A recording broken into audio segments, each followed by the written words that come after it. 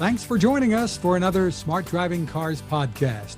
This edition is sponsored by the Smart ETF's Smart Transportation and Technology ETF, symbol MOTO. For more information, head to motoetf.com. I'm Fred Fishkin, along with the Faculty Chair of Autonomous Vehicle Engineering at Princeton University, Alan Kornhauser. Hi again, Alan. Hey, good afternoon, Fred. Good afternoon, and we are fortunate to have with us in this edition Russ Mitchell, who covers the auto industry for the Los Angeles Times. Great to see you again, Russ. Great to see both of you. Yeah, great having you, Russ. Thank you. And the top story this week, Tesla. The National Highway Traffic Safety Administration announced this week that it has opened an investigation into a series of crashes in which Tesla cars on Autopilot or other self-driving features crashed into emergency vehicles.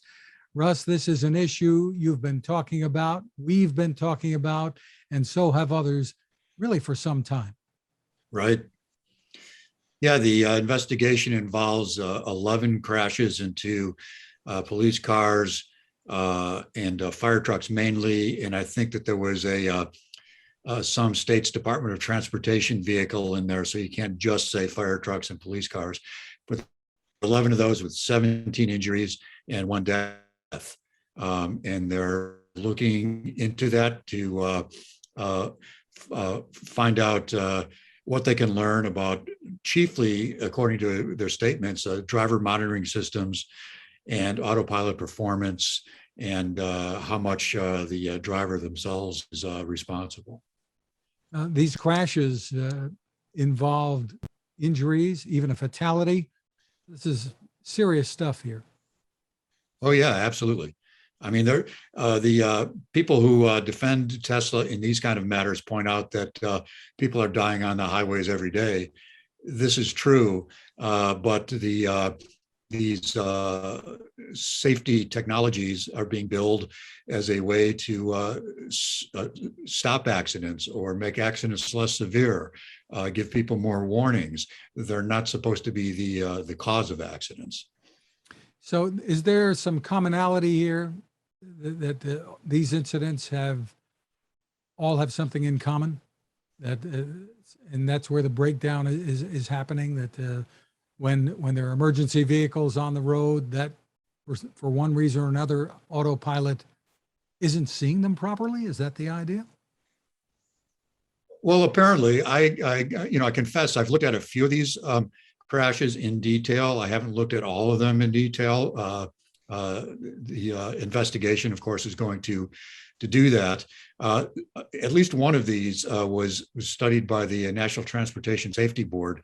It was a situation in 2018 in Culver City near Los Angeles, where a Tesla crashed into the back of a fire truck that had been stopped on the road with just partly parked into the HOV lane with lights flashing and cones out there to deal with another accident. And Tesla on Autopilot hit that. All of these accidents involved Autopilot. That's the common thread. What actually caused those crashes is subject to analysis and speculation. We're all looking forward to see what NHTSA finds. One of the issues is why the automatic emergency braking in at least several of these cases, if not all of these cases, was not engaged before the crash. That's one of the features that Tesla markets.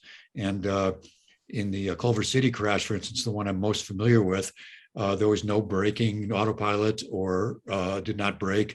The automatic emergency braking system apparently did not kick in, and so you had a car crash into a fire truck. Luckily, in that case, nobody was injured. Alan, those are the magic words. Yeah, yeah, those are my magic words. And looking at these, going all the way back to the Joshua Brown crash, sort of the initial.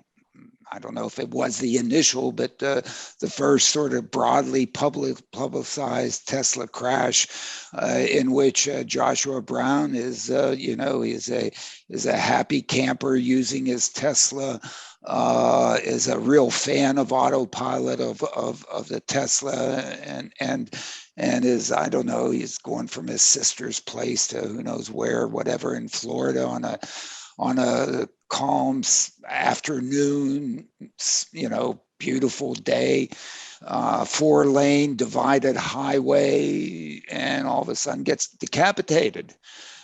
Because of course the Tesla then ran under a broadside tractor trailer, and of course he didn't fit underneath, and he got decapitated, and the Tesla didn't break. It just kept going. Now, what he was doing before that, whether he was watching a video, watching his phone, asleep in the back, well, he couldn't have been in the back seat because he would have made it if he was sleeping in the back seat. Who knows? But then from that moment on, it sort of struck me, my goodness, there's an object stationary ahead in front of you. It seems to me that any sort of system that is designed to drive for you, even just part of the way, if not, hey, full self-driving all the way from, as I like to say, the watering hole to my bedroom. I mean, that would be, the first thing it should do is not crash into things ahead. I mean, it's looking at, it should not crash into, I mean, sure, if a boulder rolls down from the hillside and plunks itself, or I recently hit a deer that jumped out of nowhere. I never saw it, but boom. I mean, there's not a darn thing, and Isaac Newton and apples wouldn't have helped me. The physics can't help me. So yeah, sure. But these aren't these situations. In the Joshua Brown, I mean, for seconds ahead, these things, I believe, or at least talk about speculation, I believe sees these things. But for some reason, the code in the algorithm says, forget about it. It's really not there. It's a mirage. It's fooled. If the automatic braking system is on at all.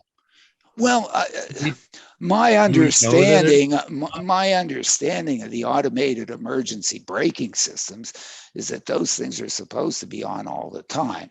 Now, some manufacturer may be so let's say, afraid of false alarms, false positives and false negatives, that it actually turns it off after a certain speed. So I guess we got to dig down the manual and look at the details or whatever and say, when the hell is the damn thing on and on? I think I know one thing. The Uber crash. Yeah, look at the Uber crash. They turned it off. They killed the pedestrian in Arizona. Yeah, right. They turned it off. Why? Because of the false positives or false negatives got them to a point where reliably they didn't know that the thing was real or not real. Is it a mirage or not? And that's fine. But it seems to me that before you start saying, hey, man, I'm so good, I'm going to do full self-driving, holy mackerel, you better get the automated emergency braking system to be beautiful. I mean, let's not put the cart before the horse on this thing, or let's not try to do the 4-minute mile before we can even crawl. This is the crawl piece. And I think in sort of the conceptual design of all these things, and maybe hopefully NHTSA will come in, darn it, guys, if you want to put it, or gals, you want to put any of these systems in any of these vehicles, you've got to do the automated emergency braking system on all the time and have it work. Right. And not be confused. And not, sure, we're going to have some false positives, some false negatives. Nothing is perfect, but darn it, bring that darn thing in. Yeah. Why do you think they don't? Why do you think they don't insist on it? not sexy. I mean, you're asking me to speculate. It's, I know. do you think Tesla's going to sell a bunch of cars if, I can do automated emergency braking, as opposed to, man, I can take you home full self-driving. You can rent your car out. You can get revenue stream to make you rich guy and whatever. Are you kidding me? Tell me what would the madman pitch on this thing? What would Madison Avenue pitch? Talk to me here, Russ. I mean, but they really can't do. They really can't do that self-driving or anything close to it without having automatic emergency braking that truly works. That's what I would think. Look, in the backup systems, originally, people said, just give me a camera and then I won't run over the kid that's behind me when I'm backing up. Okay. But everybody knew, hey, if you're not going to look at the rear mirror, you're not going to look at the camera either. Okay. So they said, okay, what we'll do is we'll put a radar or whatever image processing back there and we'll sense it. And if there's anything there, we're going to apply the brakes. Okay. And they do there. Yeah. They do that. Why? Because they're going like 5 miles an hour or something, not very fast. 2, what's the downside? Killing a kid. Whoa, you don't want to do that. And 3, what's the big deal? It stopped when I'm backing up. No driver, even on a false alarm, no owner is going to go run back to the dealer and say, take it back. It's a lemon. Okay. Well, my neighbor, I was just talking to my neighbor yesterday. They bought a new Nissan Leaf and put their bike rack on the back and put a bicycle on. Yeah. Keep stopping. And she can't figure out how to turn it off. She'll try to back up the car, but it sees the bicycle and it puts the brakes on. I would hope so. Well, but okay. Okay. So maybe, maybe she needs to need a roof rack, but I think what she should do is say that is really good of the Nissan, because darn it, you don't want it to be really smart. Right. Okay. I mean, you want it to be really fundamental. Stop. Okay. Sure. And, put your bike, if you're going to, why are you taking a bike on a car? Why don't you just bike from home? Never mind. I don't even want to go. Don't get me on that one, Russ. There are people who do drive 20, 30 miles or more to bring the bike along and to ride somewhere else. Sure. I don't know, but you're clearly not a bicyclist. No, my wife won't let me because she knows I can't. I have no balance and I'll kill myself out there, or Fred will kill me, or I don't know. Let me ask you this, Alan and Russ. Why is Tesla the one being investigated? Because there are so many other vehicle makers that have automatic emergency braking. Why is Tesla the one that we're focused on here with a problem? Well, if I can jump in, or maybe Russ is frozen. No, go ahead. Go ahead. Go ahead, Russ. Yeah. No, you go first. Well, I think here is they are in the unfortunate position of having touted this other thing that is, in a sense, it's an ancillary piece of this. Because when your automated emergency braking system disregards an object ahead, and you don't have an autopilot, guess what you're doing in the car? You're paying attention. Okay. If you really haven't paid attention up to this point in time, if you really look for your phone on the floor, if you really are picking your nose or humped in the back seat, you've already died. You've already crashed. Okay. You're done, but you're there paying attention. So when the car in front of you clears and all of a sudden there's a stop fire truck with lights flashing, you see it, and you hit the brakes. Right. Part of the problem is that, to me, and a lot of critics mention this, and it makes sense to me, that this product, despite what the legal fine print says, despite what the manual says, whether people read it or not is a different question. This thing has been marketed as a self-driving technology. when it comes to dealing with regulatory agencies. Tesla makes clear that it's not, but at the same time, and he apparently has stopped doing it recently, but Elon Musk for years was showing this technology off with his hands in the air and a smile on his face and calling it autopilot. And it always got something called, at least with autopilot, you might be stretching the term, but with full self-driving technology for something that isn't anywhere close to full self-driving, it seems to me that the general public, a lot of Tesla fans will say they understand what's going on here. But I've talked to so many people that said they think Teslas drive themselves, people with autopilots as my car drives itself. And this has given people a false impression of what the car can do. So of course they're not paying attention. And then you get into the whole driver monitoring system thing, where Tesla has very weak driver monitoring technology that would get in the way of people thinking that it's a self-driving car. Yeah, and I think the other piece of it, even going beyond that, is that the way that it's been presented, it's allowed the few who then say, oh my goodness, I can even do better. Or, I can put on fake glasses that will think that I'm looking, my eyes are on the road, and do all this goofy stuff to somehow either get 5 minutes of fame or 5 seconds of fame or who knows what. It's like a feeding frenzy with this. Oh, I'll be able to go on Twitter and I'll show my video and what to do and do and as opposed to coming out and saying, hey, look, this is a really good system. In fact, if it's used properly, it probably is safer. It Right. probably will extend your life. It'll make your life better. You'll be more comfortable, but darn it, cool it. Okay. Yeah, exactly. Be responsible. That's what Be a an adult in the room here, not a, hey, you're ba-da-da. Yeah. In terms of also paying attention to the driver monitoring, I was just trading emails with a guy named, I don't know if it's Colin or Colin, because I've never heard it pronounced, Barnden, who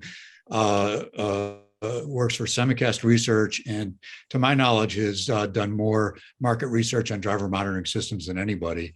And he notes that Tesla just a few months ago started using its in-car camera to do driver monitoring. But he said that it's nowhere close to the companies that have been working for decades on these driver monitoring systems that can tell where, not only where you're, whether you're looking at the road or not, but whether your eyes are facing the road, but the angle of your eyes, no matter how light or dark it is, because they use infrared.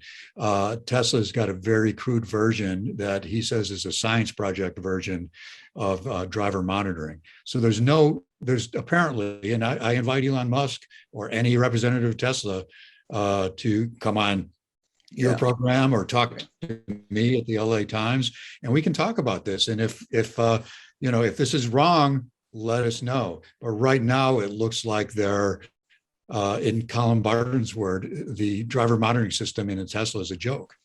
Look, people in psychology have done research on eye tracking for years in situations other than just driver monitoring. I mean, Sure. The fact of having a camera focused on the pupil, on the eye, on the eye motion, on the gaze, and all that. There's a ton of literature on this thing. It is a very mature science. And Russ, I hope Tesla comes on and talks to you and tells you, hey, we've gone through all that. We've hired all the experts and done it well, or whatever. I don't know, but they likely haven't. The other thing I'd like them to come on is to say, look, in your code, in your automated emergency braking systems, when is it on? When do you turn it off? And what does it do when it senses an object stationary ahead? And please explain to us how a car going 25 miles an hour can hit a tree. Okay. Right. Understood, it's not in a lane, it's on a lawn. Okay. Right. Or how does a car at a diverge point like go straight and hit a boulder? Right. Or Right. how does it hit the butt end of a Jersey barrier? Yeah. You know, in the one Wang, I think it was his crash in California. Okay, the striping was horrendous. Okay. It was probably illegal, if there is legal or illegal striping done by California DOT, because it's supposed to have cross hatching and it didn't. And sure enough, some crash, 2 weeks or whatever earlier, took out the barrier and they hadn't replaced it. Right. Fine. But why did a Tesla just continue on, not hit the brakes? Why did the emergency braking system take over? Did you have it turned off? How closely do I have to read the manual for me to find that on page 982, subchapter 642, whatever, D, to find that? Please, I'm a customer. Customers don't read that stuff. Yeah. We expect the product manufacturer to think about us and at least, hey, warn us. Watch out for that one. Or you can't become the richest person or the second richest person on earth by making safety your number one priority. Yeah. It should be. Look, how much is he going to lose? Hey, he's going to lose more by this.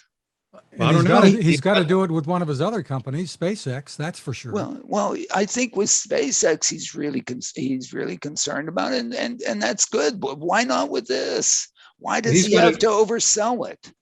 That's a good question. Why? He's got a woman named Gwynne Shotwell who runs SpaceX, and she, by all appearances, is great. And from everyone I've talked to, is really excellent. And why he gets along with her and lets her run the company the way she does, but can't do the same at Tesla, I don't know. I'd like to ask him that too. Yeah, please. I think ask him. And guess what? He should be. Look, he always touts the fact that Autopilot is safer when you do all the additions and whatever than the others. I sort of believe him in net, but he could do so much better. Right. He could do so much better to get, all the people who sort of go off in left field with him or take it too strongly and just be a little bit more responsible here. This is his customers. They're making their profits on environmental credits and on full self-driving, which doesn't exist. They're not making it on the rest of the company. That's where their profits are coming from. So if you muddy the waters and you pretend something or lead people to believe that something can do more than it does, then you'll pay $10,000 for it. If he's out there responsibly telling people, look, a lot of you people are abusing this. You need to pay full attention. In fact, I would argue that in a system like this, you have to pay even more attention. And then you start wondering what the benefit is. You have to pay more attention because not only do you have to pay attention to the road, you have to pay attention to how the robot driver is driving and then react to how the robot driver is reacting to the road. So that puts even more focus on the driver, but you hear none of that coming from Tesla. You hear none of that. But just to do the other piece, I think these systems do make it a little easier. It steers you around the corner. It keeps you from having to watch the speedometer to see if you're excessively speeding. But again, why should it let you set the speed at such an excessive speed? I mean, come on, it should never let you 14 max over the speed limit. It knows what the speed limit is. Okay. It shouldn't allow you to, I've tried Super Cruise. I've tried Autopilot several times. Yeah. With Autopilot, if you pay attention, it does a great job until it doesn't. But it doesn't, yeah. But it does. I mean, it makes for, especially when there's slow moving freeway traffic that's not bumper to bumper, but it's kind of just slow moving, 30, 40, 50 miles an hour. It is a great stress reliever. But you pay attention. Yeah, there in have been my stories car, as well about some people claim it saved their life, and this, reports yeah, I'm every sure now there and are. Of course there are. There probably are. And that's why, I agree. likely in the net, it probably is net ahead. The problem is it's gain and it's lost. And there's no reason for the loss. They could chop off the bottom piece on this thing and be even greater. And why?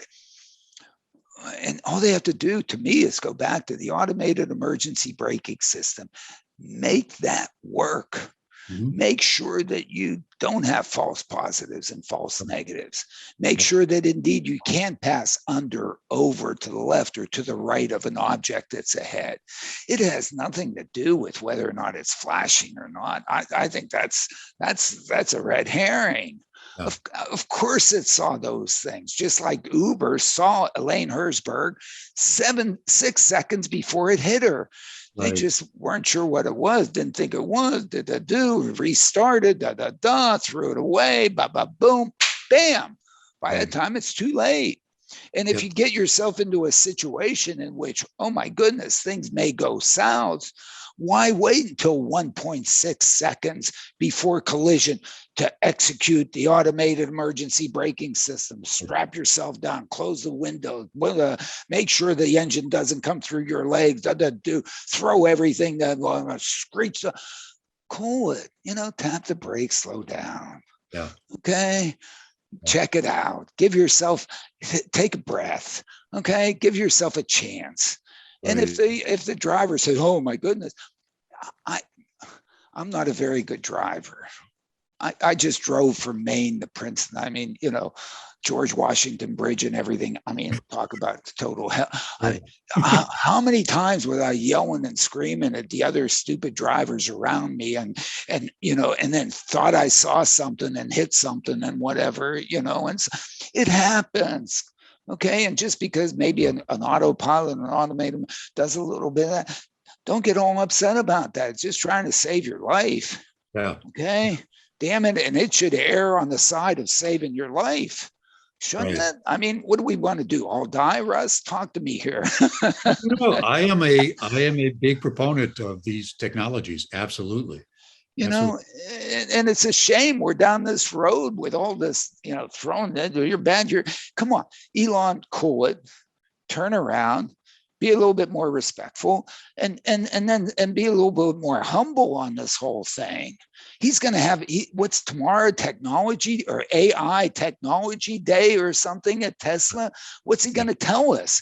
He's going to tell us now Tesla can drive us to Mars or something with its new AI of the do. I don't know. I can't wait to. I haven't found the streaming link to that one, but there isn't one yet. There isn't one yet. if you get it, Russ, send it to me. I'll do that. I'm wondering. I mean, look. First of all, I mean, if you don't understand what the AI is really doing, you got to be careful. And guess what? Guess what isn't perfect? Guess what isn't perfect? Okay, Russ, you're perfect. Fred's perfect. AI is not. Right. I mean, everything is a probabilistic estimate. Guess what? None of those probabilities are one. Right. Okay. Sure. Kidding me? Well, I'm going to tap the brakes here for just a second. We'll be back with more, but first, this is a good time to remind you about our sponsor, the Smart ETF's Smart Transportation and Technology ETF. The symbol is MOTO, and you can get more info by heading to motoetf.com. On the website, look for a white paper. It's called The Smart Transportation Revolution. It's under the Insights and News tab. Some great information there to help you make informed decisions about investing. ETFs can be a smart way to spread risk with investments and focus on a particular category of stocks. The website again is motoetf.com. We're back with more of the Smart Driving Cars podcast and our guest, Russ Mitchell of the LA Times. Russ, NHTSA emailed a statement to reporters on Monday as well, addressing the issue of self-driving vehicles. I assume you were on that list? Yes. Tell us about that. Oh, they just basically reiterated what was in their Office of Defect Investigation report, just outlining what it was they're looking at, why they were looking at it. Also included the phrase, which wasn't in the original report, that there are no self-driving cars for sale. That was the emphasis, I suppose. That's, Yeah. So Yeah.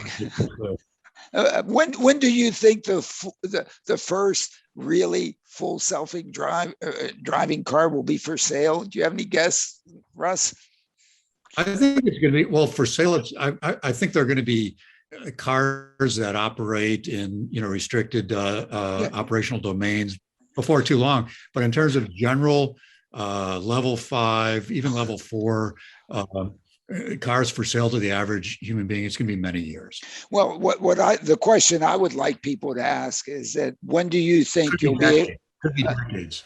Anyway. Yeah. Well, when do you think you'll be able to, when you buy your next new car, you'll be able to have on your list of which one you're going to buy, one that you can put your 12-year-old kid in to take her to field hockey practice or something, wait for her, and then bring her home all by herself. Okay. When's that going to be, do you think, on your list? Conservatively, at least several years. There's always, there could be some kind of breakthrough in technology. There was a big breakthrough in machine learning a decade or so ago. There could be, some new AI breakthrough. Many things could happen. The prices could go down dramatically. Price is a big issue too. But I think it's going to be conservatively several years, and there are people who say decades. I have no idea, but it'll be several years at least. I would not be planning for your next car to be a completely driverless vehicle. Yeah, that's sort of where I stood on this. I just think that for Elon to really put a vehicle like that on the market, he has to say, I'll be responsible if anything happens to your 12-year-old when this thing is taking her or bringing her back from right. field hockey practice. Which he's not going to do.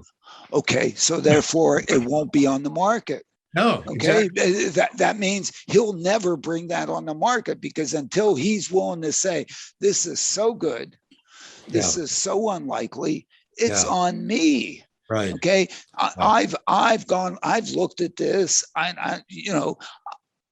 It's on me. Yeah.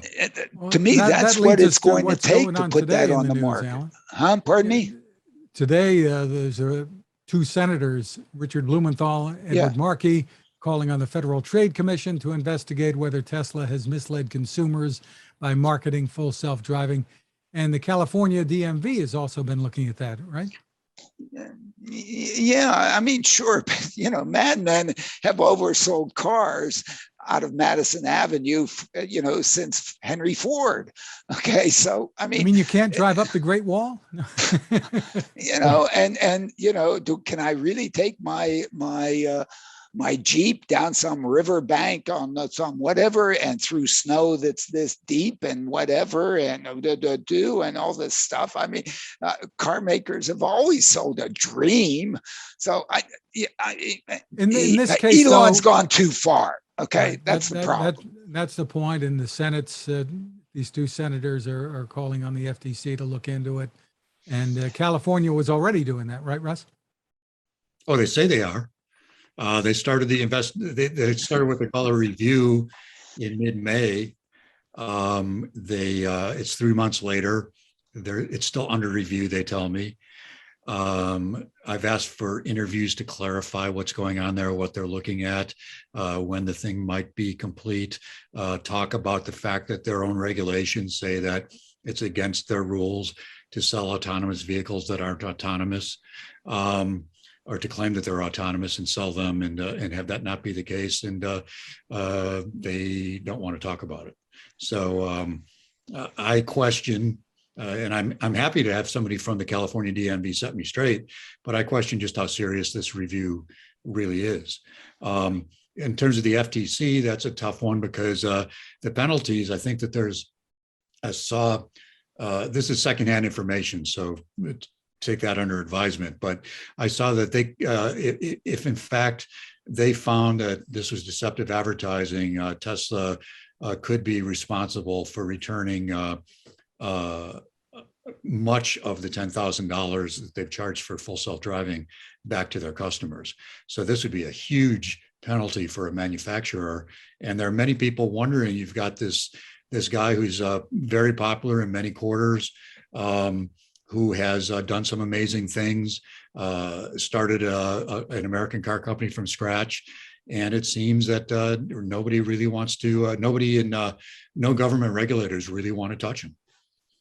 Yeah, and there may also be some accounting issues. You're not supposed to be absolutely. able to count what you take in unless you deliver the product that you were supposed to deliver for what you took in, right? I mean, if you look at normal accounting practices, right? Yeah. So no, they're all, and it's not just full self-driving. Yeah. If you look at the way, and this gets really into the weeds, but the way they account for warranties, the way they add up to gross margins, there are all kinds of, at the very least, questionable accounting practices at that company. They're not the only company these days with questionable accounting practices. Yeah, it's well, a field that, I mean, there always have been in the past. Yeah, but in the past, there's been some sense of government regulation, and that seems to have, not be much of a factor in, securities fraud oversight anymore. Interesting. It's not just here where the capabilities are being questioned. There's a piece from China Daily that's just out, headlined "Electric Car Accident Raises Autopilot Concerns." So this is not just in the U.S. Oh no! No, I mean, look, and look, Chinese manufacturers must have this problem too. I mean, the people that are developing this code, it's a small group of people, and somehow they've jumped over this. Now, maybe there is some really difficult situation here in which the false positives and false negatives are so great they can't do anything about, but they should come up front and say, hey, we're focusing our attention on this one. If we're going to do AI, we're going to solve this one, because this is what everything's built off of. Right. Exactly. In a related story, Aurora today released what it calls the industry's first tool for evaluating whether and when autonomous trucks and cars are safe to deploy on public roads without a safety driver. That's from a Reuters report. The tool provides a methodology and metrics for gauging progress from development to deployment. That's according to CEO Chris Urmson. Interesting story. Yeah, that's news to me. I'm definitely, as soon as we get off there, I'm going to go look at that, because I talked to Brian Selesky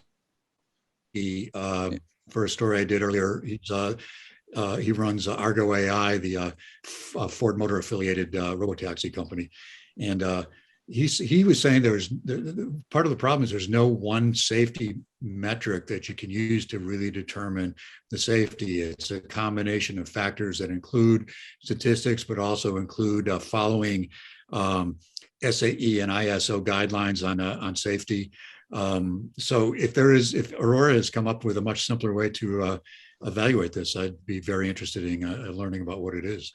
It's really difficult, and I haven't had a chance to see what Urmson put out. And if there's anybody who's going to put out something reputable, I would trust that he is. He's a good guy. He's been in it forever, or at least since DARPA challenge and so on. It's a good place to come.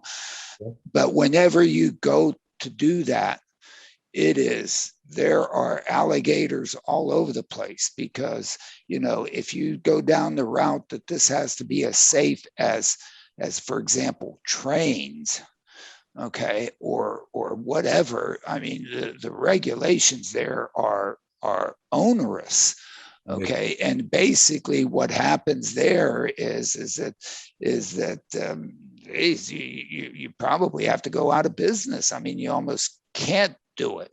And so the issue to me, the fundamental issue is not to get really close to zero on this thing, is to have a system that is essentially or nearly as good as we are when we're paying attention. Because when we're paying attention, we are really good. Essentially all of us. Right. What gets us into trouble, and what 90% or whatever the quote is of crashes that have human involvement, is that when we misbehave. And it's our misbehavior that leads it. The misbehavior of texting, the misbehavior of drinking, the misbehavior of sleeping, the misbehavior of road rage, the misbehaviors of, you name them. And so, to me, the hope in these systems is that you can eliminate at least most of the misbehaviors. And therefore, all you need to really do is approach what somebody good can do. If you say that these things have to be better than us when we're paying attention, I mean, man, I'd sell all the investments. I mean, right. Cut it out. It is going to be, and it's a shame because we have 90% of the badness out there on the road that we can go in and do a lot about. And I don't think it should be only about safety. And that's where I'm, I guess, in a minority. If this is providing mobility and enhanced mobility to people who don't have that mobility now, there is a value to society and associated with a mobility improvement. So it shouldn't just be, yes, for us that have more mobility than we can shake a stick at. Yeah, I guess the only thing you can help us with is make it safer for us. Right. But for some people, some folks who, for whatever reason, can't drive. In other words, they're too young, they're too old, they're too poor, they're too poor, they're too poor, they're too poor. What about them? Right. Okay. Yeah. Okay. And if we're providing some, not that we want to, make them unsafe, but come on, if this thing is almost as good as we are, we don't have to be 10 times better. We don't have to be railroad standards. Right. We don't have to be, assume that there's a flying concrete cow that is going to fly in front of us and we can't hit it. I mean, those are going too far, my view. And I know you've talked about this before. Yeah. I talked with a Duke professor the other day, and she agrees with you on this, that the industry needs to get together to decide the key issues behind the failures and how to address those failures. There needs to be transparency, not only within the industry, but outside the industry with the public, to show that they're looking at these failures, how they're solving these, so that when, yes, there are going to be crashes, even with these systems. So how do we make sure it doesn't happen again? How do we show that, yes, as a society, this has a net benefit? Here's what we're doing to make it as safe as possible. Absolutely. That's why when you go out there and test, you test with a safety driver. And if there's a disengagement, then you tell everybody, look, the driver was needed, disengagement. Hey, hey, we fixed this part of the code. We damn ran it 15 times again and it worked. Be honest with it. Tesla, tell us. You've been disregarding stationary objects in the lane ahead at speeds of whatever. You said it's not there. We think it's a false positive. We're going through it. Right. Tell us you did that. Right. And now tell us you're going to fix it. Right. And in the meantime, tell the owners that they should be paying attention. Well, tell the owners they should be paying attention too, but again, don't blame it on the poor Uber woman that was the safety driver. I mean, she's in there trying to earn a living. Okay, the damn system should have been better. Okay, well, don't put her in jail. Yeah. I mean, Well, come on. well, they did a lousy job with hiring and training people too. Well, they did that too, and so Yeah. on. So, you know, and Yeah. they could have done better, and hopefully they do better now. Now they know to do. We're Great, not we've even the first- learned. You know. Yeah. No, but you know, putting her in jail. I mean, you kidding me? Come on. Yeah. You know, let's fix the code. Let's do better training. Let's be upfront. Let's be honest about this, which gets us to another one of our things with Fred. What about the too simple thing? Right. Well, that's coming up in the newsletter. Grizzly Research has an item headlined L4 autonomous truck driving will not be so simple for too simple holdings. Well, Why, you know, and then the tagline is why we believe the company is all smoke and mirrors. well, I mean, you know, I mean, that's Grizzly. I mean, you don't know who to believe because there's fake news out there and so on. And certainly Grizzly is on the short side and so on and so forth. But my goodness, you know, we have to have these companies to be first of all a little bit more humble, a little bit more forthright, a little bit more honest. And we can't have Nicholas out there. And if this is too simple, we can't have too simple out there. We can't have what was the one last week, which, you know, I looked at the video. They claimed, hey, they don't know, but you know, the whole thing to me looked like it was staged. And you watch the steering wheel going like this, and you say to yourself, "Holy mackerel! If the steering wheel is going like that, what's their lateral control system is like? You know, it's grade school or something." It's literally preschool. That's how preschool is drive. No, I mean, come on, Russ. We've got to look. This is serious business here. Yeah. With serious societal implication, with serious quality of life implications for many, serious upward mobility contributions and so on for many. The benefits of this technology, as you've pointed out many times, for the disabled, for old people, for young people, for poor people, because we can make it cheap. For poor people, yeah, it's just immense. And in the rush for quick bucks, where the people doing that are spoiling the chances that we'll get to that kind of benefit as soon as possible. We're in total alignment here, Russ. I mean, and I guess that's our job to continue to put that out there, because it would be a shame. It would be a shame if if all this just caused, you know, the whole thing to go south. As you know, it was a shame that we had 3 Mile Island and Chernobyl, because what it did to the nuclear power industry. And then just about when we were coming out of it, we had Fukushima.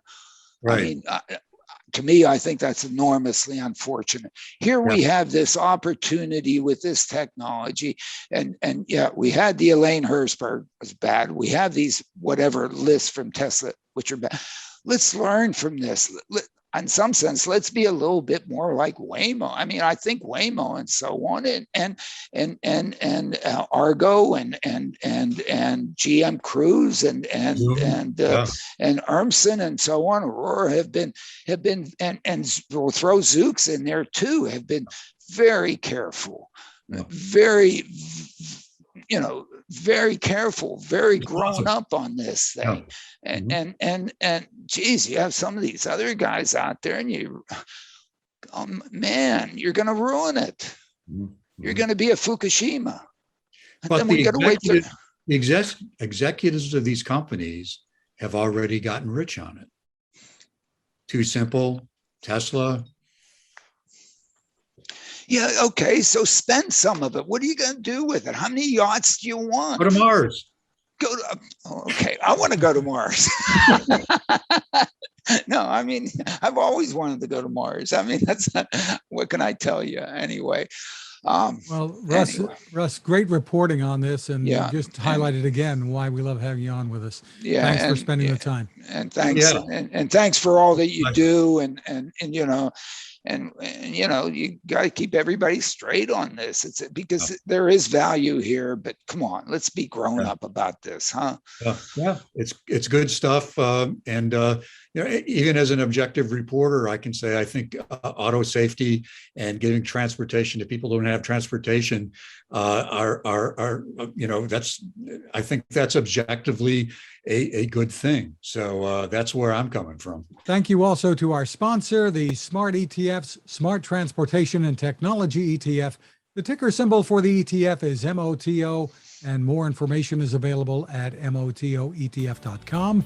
You can find us at smartdrivingcar.com, also on Anchor FM, Spotify, TuneIn, Apple, Google, Spreaker, wherever you turn to for podcasts, and your smart speaker can play us too. You can find my tech reports at textination.com. I'm Fred Fishkin along with Alan Kornhauser. Thank you for listening, watching. Please stay safe. And thank you again, Russ. Thank you. Have a great whatever rest of the week.